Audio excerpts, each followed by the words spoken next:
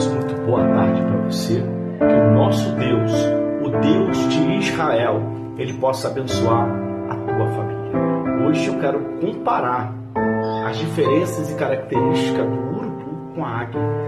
E de alguma forma eu queria que você tentasse avaliar o que você seria se você fosse uma dessas duas espécies. Vamos lá? Vamos falar sobre características importantes do urubu e por que o urubu ele foi criado para ser urubu. Bem, nós sabemos que o urubu é uma ave que consome cadáveres, ou seja, ele sobrevive com aquilo que está morto. Mas por que o urubu ele só come aquilo que está morto e não morre? Porque ele foi criado para isso. Todo o sistema imunológico do urubu foi criado para que ele pudesse consumir cadáveres. Ou seja, se ele comer um cadáver, até humano, as substâncias gástricas que saem do seu estômago consomem essas bactérias e matam essas bactérias. E mesmo que haja uma forma de fuga dessa bactéria do estômago do urubu para a corrente sanguínea do urubu, também existem substâncias que acabam eliminando essa bactéria. Ou seja, o urubu ele nasceu para ser urubu. Outra característica interessante é o urubu, ele consegue sentir o cheiro de uma carniça a 50. Mas qual a diferença do urubu para a águia?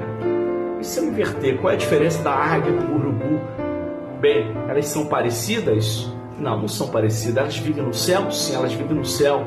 Vivem no mesmo habitat, mas são diferentes nos seus cardápios. São diferentes das suas escolhas. Uma escolheu a morte para sobreviver.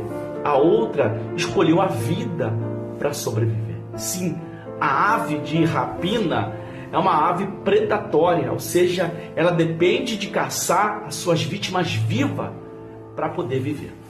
E ela, para isso, ela foi criada em condições aerodinâmicas tão tremendas que ela é estudada até hoje pela ciência. Uma delas é a forma que ela caça. Talvez você não sabe, mas a diferença de uma altura de 400 metros, que é a altura do urubu, a águia chega a 3.500 a 4.000 metros de altura para alçar mais de 3.000 quilômetros e ver a sua presa.